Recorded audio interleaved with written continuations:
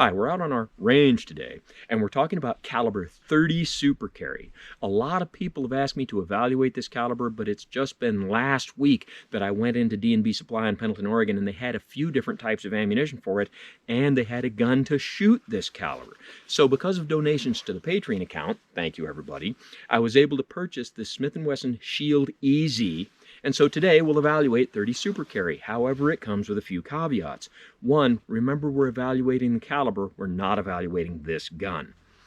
Two, in evaluating this caliber, I could do chronograph testing, I could give you some numbers, but those numbers wouldn't mean anything without a basis of comparison. So we're going to shoot 30 Super Carry alongside 380 ACP and 9x19. Three, the different types of ammunition that are available are limited, so things are what they are. And four, in any discussion about this caliber, before I can even get to talking about the statistics or the ballistics, there's always somebody from the back in my day faction who immediately wants to poo-poo the idea of 30 Super Carry and ask questions like, what's it for? What niche is it supposed to fill? Will it successfully fill that niche? Why would anybody bother inventing this caliber? Okay, we will have a discussion like that, but I'm going to save it until the end. So, all that having been said, let's get started, and we'll start with a close-up of what 30 Super Carry ammo looks like. From your left to right, we have 38 Special, 32 ACP, 380 ACP, 30 Super Carry, 9x19, 30 Carbine, and 45 ACP. You can see that the case on the 30 Super Carry is a little bit longer than the case on the 9x19, but the overall length of the cartridge is about the same. In this particular case, the 30 Super Carry appears a little bit shorter because this is a flat-nosed projectile. Now, one of the questions I get asked is, when doing a display like this, why do I include all these different cartridges? Because not everyone is familiar with all of these, so I try to put enough in the display so that everyone can have a point of reference with which they're familiar. So now that we've seen what the ammunition looks like, let's see how well it performs. I have the chronograph set up at 7 yards, and I have my Smith & Wesson Shield EZ with a 3.5-inch barrel, and it's loaded with Federal American Eagle 30 Super Carry 100 grain full metal jacket. And as always, I leave the chronograph segment in the final presentation because so many people ask me to. If you find this segment tedious, I invite you to fast forward to the part where you see me standing next to the chart with the numbers on it. Okay, for those who are still here, let's see what kind of numbers we get. 1187, 1182, 1172, 1199, and 1202.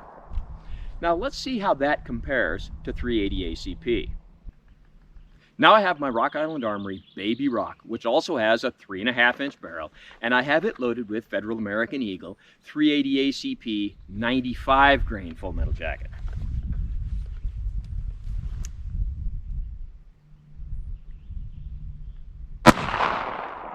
.864.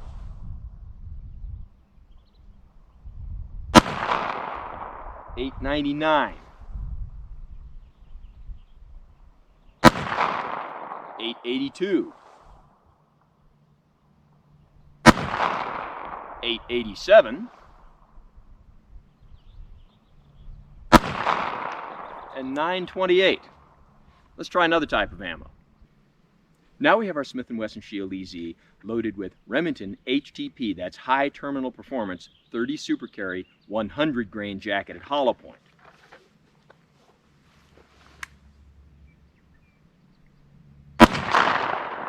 .1177, 1200, 1198.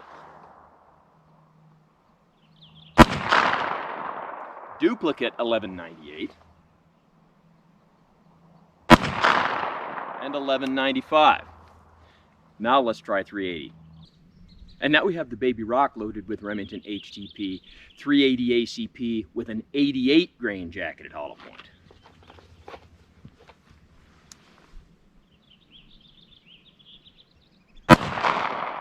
957.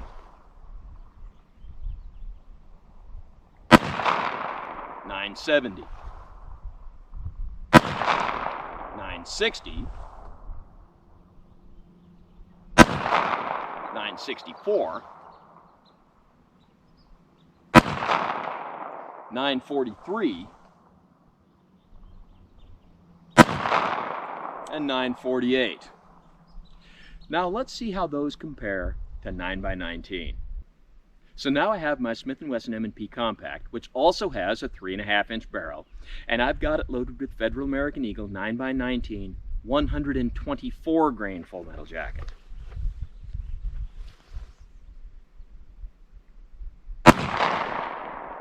$1,045, $1,036, $1,041, $1,030, $1,051, and $1,029. But that's a 124 grain projectile. It was the only thing I could find in the Federal American Eagle.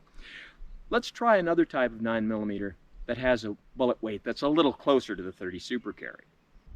Now we have Winchester White Box 9x19 115 grain full metal jacket projectile.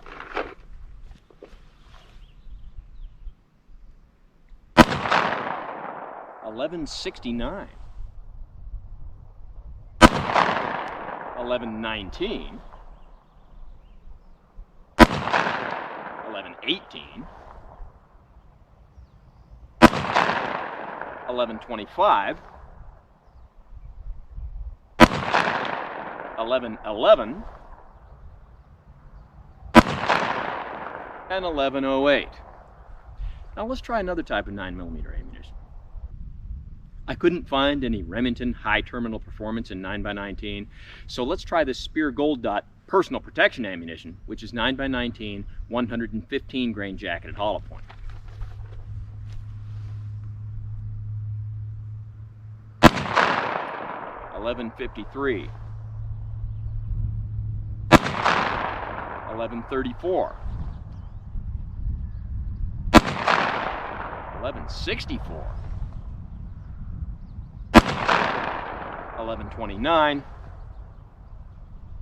$1117, and $1144. Now, just to be fair, let's compare that against the Speer Gold Dot ammunition in caliber 30 Super Carry.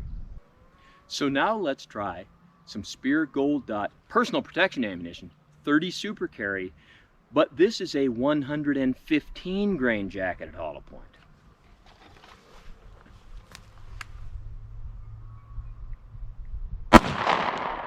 $1,077,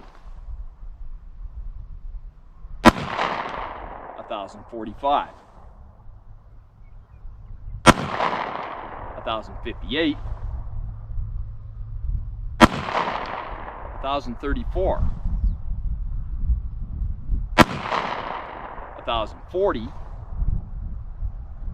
$1,032,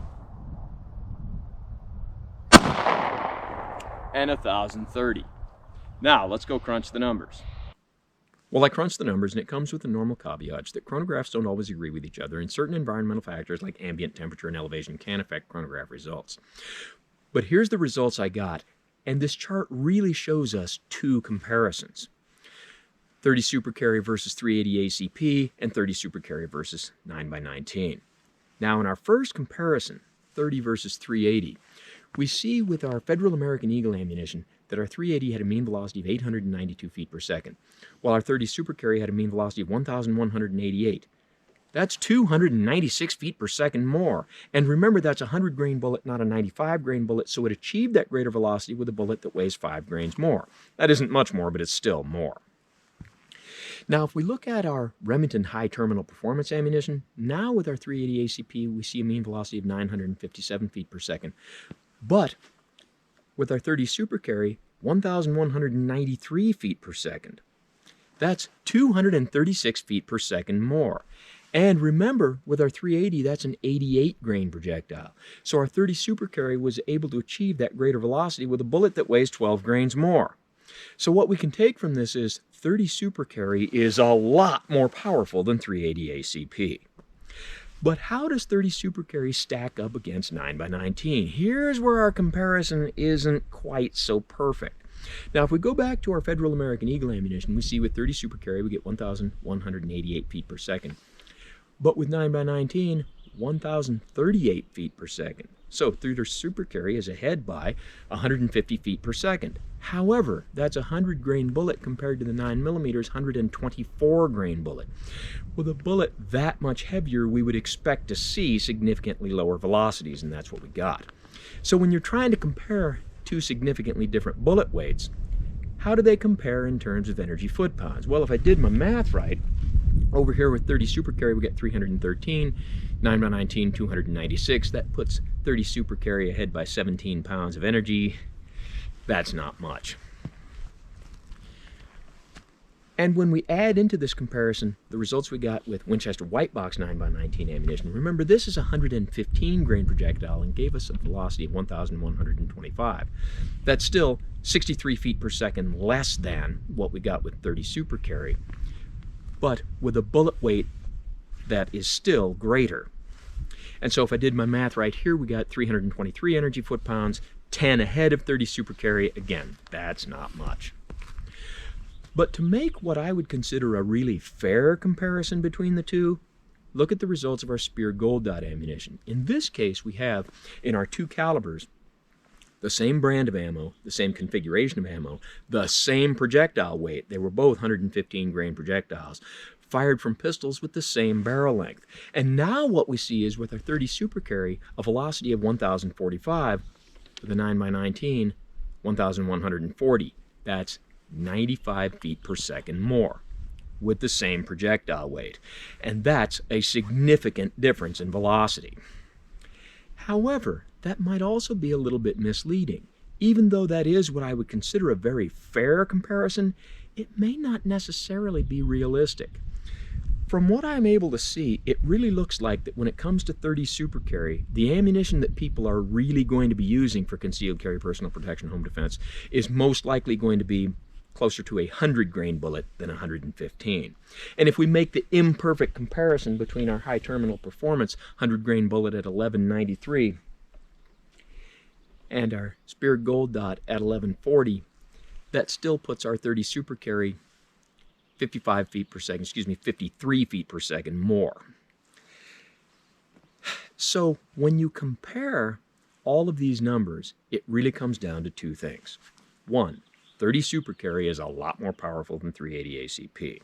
And two, in the comparison of 30 Super Carry to 9x19, it looks like the amount of power you're going to get might be really close, and one may be ahead of the other, depending on your ammunition choices. But those two conclusions also bring up two questions. The first one being, 30 Super Carry is a lot more powerful than 380 ACP. Does that mean it's going to be a lot more effective on the intended target?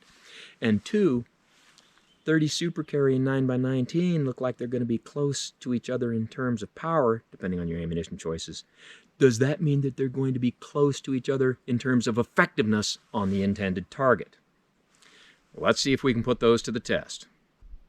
To demonstrate the effectiveness of our different ammunitions, we're going to use a medium that's become known as the meat target. And for those who haven't seen it before, the meat target is leather couch skin, followed by pork chop pectorals, pork ribs, a bag of oranges to simulate lung tissue, more pork ribs on the back, 4 layers of T-shirt on the front, 4 layers on the back, and the whole thing followed by the new and improved high-tech police bullet stop. And I'm going to shoot this from a distance of 7 yards. The reason we shoot from 7 yards is a couple of things. One, because the FBI spent decades telling us that 7 yards was the mean distance for a lethal confrontation. And two, even though that 7 yard thing, today a lot of people will say a lot of different things, that 7 yards has just stuck as the standard distance for testing. So I'm going to start with the Baby Rock, which I have loaded with our Remington High Terminal Performance 380 ACP 88 grain jacketed hollow point. And let's see what kind of damage we can do with this ammo.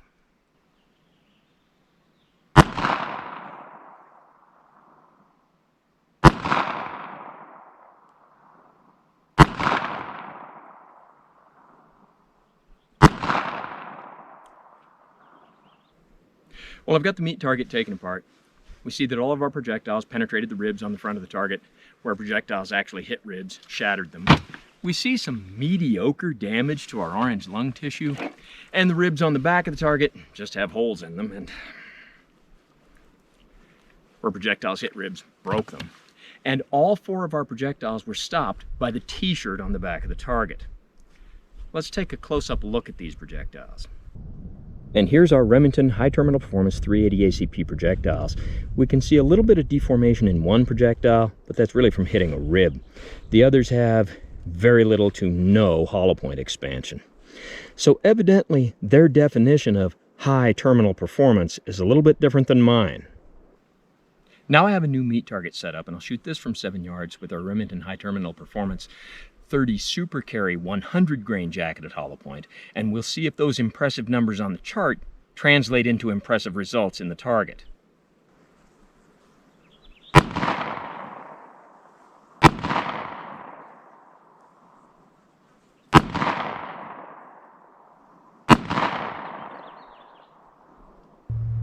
Our 30 Super Carry did a lot more damage to the ribs on the front of the target, and where projectiles hit ribs, shattered them. We also see a lot more damage to our orange lung tissue. As far as our ribs on the back of the target, we see a little more damage here than what we saw with the 380. And again, all 4 of our projectiles were stopped by the T-shirt on the back of the target. But let's take a close-up look at these projectiles. And here's our Remington High Terminal Performance 30 Super Carry projectiles, and we can see that their expansion is pretty good. And although it is a lot better than the 380, to be blunt, this expansion is less than I expected it to be. And now I'll shoot from 7 yards with our Speer Gold Dot personal protection ammunition, 30 Super Carry 115 grain jacketed hollow point.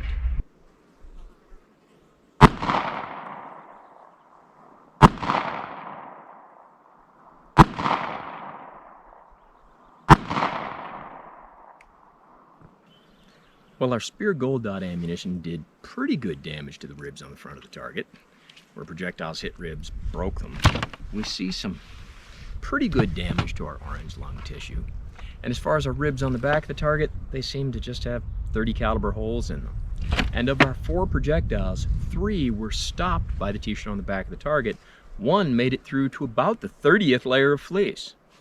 Let's take a look at the projectiles. And here's our Speer Gold Dot 30 Super Carry projectiles, and we see that 3 of them have poor expansion. 1 has virtually none, and that's the one that made it so far into the fleece.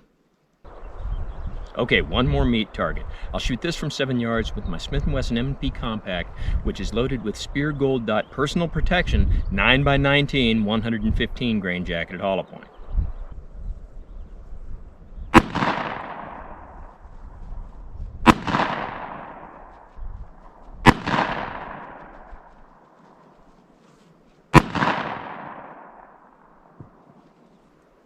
Well, it looks like our 9mm did more damage to the ribs on the front of the target than the 30 Super Carry did. And in my subjective observation, it looks like significantly more damage to our orange lung tissue. As far as the ribs on the back of the target, they just have holes in them. And all of our projectiles were stopped by the T-shirt on the back of the target, or a couple of them were stopped in the first couple of layers of fleece. But let's take a close-up look at these projectiles. And when looking at our Speer Gold Dot 9mm projectiles, we see 1 has mediocre expansion, the other 3 have very good expansion. I want to take a moment and talk about the difference in recoil between 30 Super Carry and 9x19. I can't really do a fair demonstration of it because to do that I'd have to have 2 pistols of the exact same make and model, just the different calibers, and I don't. I have the Shield EZ for 30 Super Carry and the Smith & Wesson M&P Compact for 9x19. But if I take into consideration the difference in their grip and the difference in their configuration, I'll see if I can at least have some comparison.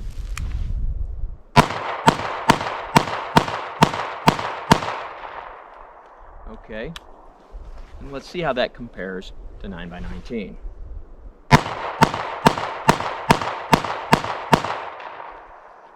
Okay.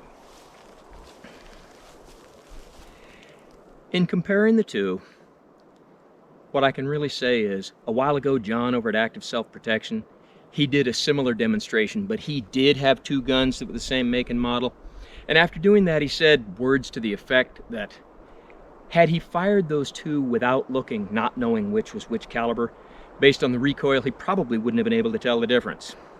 Based on what I just did, I'd have to concur with his assessment. Now there's a couple of things to add. One, this is an earplug case. I wear earplugs with every shot I take. And these are safety glasses. You may have seen them sitting on the table when I was evaluating the meat target. Although I do not consider safety glasses absolutely necessary when I'm shooting paper targets or using the chronograph, I do wear them when I'm shooting something with a potential for blowback like steel clangers or soda jugs or the meat target. The other thing to say is that in the discussion of .30 Super Carry, the question comes up, is it truly a .30 caliber? Okay, your projectile diameter has to be a little bigger than your bore diameter so that projectile can be squeezed into the barrel. So things that are truly .30 caliber, like .30-30, .308 Winchester, .30-06, typically have a projectile diameter of .308. So what's the projectile diameter of .30 Super Carry? I did not pull a bullet and use the micrometer, but I did look at some online sources, and I looked at 3 different sources and got 3 different answers. 311, 312, 313. And that tells us 2 things. 1, sources don't always agree with each other, and 2, it does appear that your .30 Super Carry is going to be just a little bit bigger than a true .30 caliber. Now that having been said, we finally get to the part of today's presentation where we ask the question, .30 Super Carry, why? Okay, let me show you a couple of things. Here's 2 handguns. This is a Ruger LCP caliber .380 ACP with a capacity of 6+1. This is a Ruger LCP, actually an LCP2, caliber .22 long rifle with a capacity of 10+1. The 2 guns are virtually identical in terms of size and weight. The difference is you've gone from the original .380 ACP to a .22 long rifle, a smaller cartridge, so you can get greater magazine capacity in a gun that's the same size, in this case 4 more. Now, have you given away a significant amount of effectiveness going from .380 to .22? Many people would say yes. You know, some people would really argue that point. But what you've done is you have 2 guns, basically the same gun, the exact same size, but you've gone to a smaller cartridge, and it's debatable whether or not you've given away any effectiveness, and if so, how much, to get greater capacity. Let me show you 2 more handguns. Now here's 2 more handguns. This is a Colt government model, and it has stamped on the slide 100 years of service. It's a 1911 that was made in 2011. This is a Colt government model, and it's stamped on the slide 100 years of service. It's a Colt 1911 that was made in 2011. The difference is this one is caliber .45 ACP and has a capacity of 7+1. This is caliber .38 Super Automatic and has a capacity of 9+1. 2 guns that are really identical, except one utilizes a cartridge that's smaller in diameter to the goal of getting a couple more rounds in the magazine, 9 instead of 7. Now in a fair comparison, .38 Super Auto is more powerful than .45 ACP, but is it really more effective? That's a matter of some debate. There are lots of people on both sides of that. But the point is, you've made a version of a pistol that uses ammunition that's smaller in diameter so you can get a couple more rounds in the magazine. .30 Super Carry being a smaller diameter cartridge to the goal of getting more rounds in the magazine is hardly a new and revolutionary idea. Now we're almost done, but fair warning, this is the boring part of the presentation where I talk, and you're going to have to put up with my Shatner-esque pauses and everything else. And what we have to discuss is going from 9x19 to .30 Super Carry to get 2 more rounds in the magazine really a good idea? Okay, in looking at that, right now .30 Super Carry is very new on the market. It may catch on, and in the near future there might be a lot of stuff out there, but right now there aren't that many guns in caliber .30 Super Carry, so you don't have a lot of different guns to choose from. There aren't a whole lot of different types of ammunition available. You don't have a lot to choose from. A lot of stores don't have the ammo yet, so it's really going to be less available, and you're going to have less choices than you would with 9x19. That may change if the round catches on, but right now, that's the situation. There's also the thing that if you compare the power and effectiveness of the two, they're advertised to be pretty close to the same. Based on our meat target results, I'm of the opinion that .30 Super Carry is a step down. And is it worth that step down and the hassle you may incur getting ammunition for it to obtain 2 more rounds? Okay, to answer that, you have to ask another question, which is, in a legitimate citizen-involved self-defense shooting, how many rounds does a citizen typically fire? Accurate statistics on how many rounds a citizen fires in a legitimate shooting are extremely difficult to get. But from those few sources that I would consider reliable, I've come to the conclusion that the great majority of the time, the situation is resolved favorably for the citizen with 6 rounds or less. So if you have a pistol with 8+1 like you would have in the Shield EZ in caliber 9x19, then that's probably going to be enough. Not only that, auto-loading pistols can very quickly and easily be reloaded. Now you saw that I reloaded that pretty easily without looking directly at it. You got to keep in mind that this is only my 2nd day at the range with this particular pistol. I haven't had a chance to work with it that much. If I did, I could do it even quicker than that. Reloading an auto-loading pistol is very fast and easy if you have a little bit of practice. So I'm of the opinion that although magazine capacity is definitely important, it's not as important as things like, can you handle a firearm safely? Can you shoot it accurately? Is it in a caliber that's going to be effective for whatever it is that you're trying to do? Those things are, to me, more important than magazine capacity. So, am I going to run out and buy various guns in caliber .30 Super Carry? No. And a question that's going to come up, it's already come up a few times, is people ask me about my opinion on the future of this cartridge. Is it really worth buying one because it might be defunct in the near future? Okay. Bear with me while I take a long trip down memory lane. I don't like to make predictions like that because there's a lot of variables and sometimes there's unforeseen occurrences, and people who make that kind of predictions quite often end up looking stupid.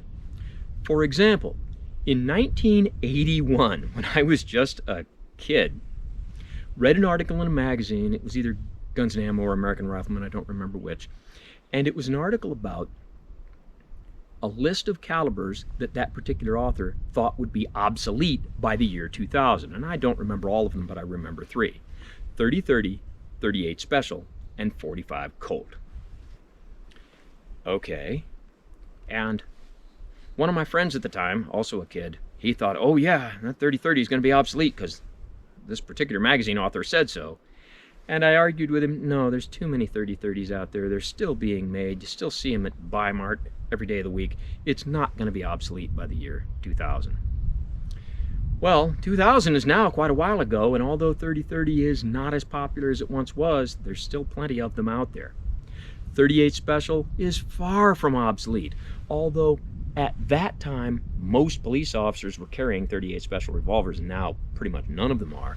You still see lots and lots of 38 Special firearms for sale in the store, and up until the recent ammo crunch, you always see the ammunition in the store. The role of that caliber has changed. Today, most people have snub-nose revolvers that they're using for concealed carry, but it's hardly obsolete. And the real big one is 45 Colt. Okay, 45 Colt was obsolete in 1981, but that particular author couldn't have foreseen that the sport of cowboy action shooting was going to catch on. I'm going to tell you there were more 45 Colts out there in 2000 than there were in 1981. And so now, long after reading that article, I'm still kind of laughing, yeah, that guy didn't know anything. So I'm loath to stand here and tell you, yeah, 30 Super Carry, that's going to be something that won't catch on. Because who knows what's going to happen. But if I were to make a prediction, it would be something like this. Let's take another trip down memory lane. For those of you old enough to remember this, do you remember when VCRs were first getting popular, video cassette recorders, and you could record off television, or you could go to the video rental place and rent movies that you could watch? In the very beginnings of that, there were two formats, VHS and Beta. Now, from what I understand, Beta was actually the superior of the two. It had better picture quality, at least that's what I read historically. But for some reason, VHS was the one that caught on. And you'd go to the video store and here's hundreds of different movies you could rent on VHS, and maybe a few dozen you could rent on Beta. And after a while, there just wasn't any Beta. And you're looking at the classified ads in the newspaper, and you see, for sale, VCR, excellent condition, $100. Wow, oh, it's a Beta. Never mind. And that's something I foresee being very possibly the future of firearms in .30 Super Carry. 10 years from now, if I wanted to sell this, and I said, hey, I've got this gun for sale, it's a Smith & Wesson EZ. Oh, wow, that's great, how much you want for it? Make me an offer. What caliber is it? .30 Super Carry. Oh, make you an offer? You got change for a dime? That's something I foresee as being a very possible result of .30 Super Carry. Only time will tell. So until then, don't try this at home on what you call a professional, and thanks for watching the .30 Super Carry video.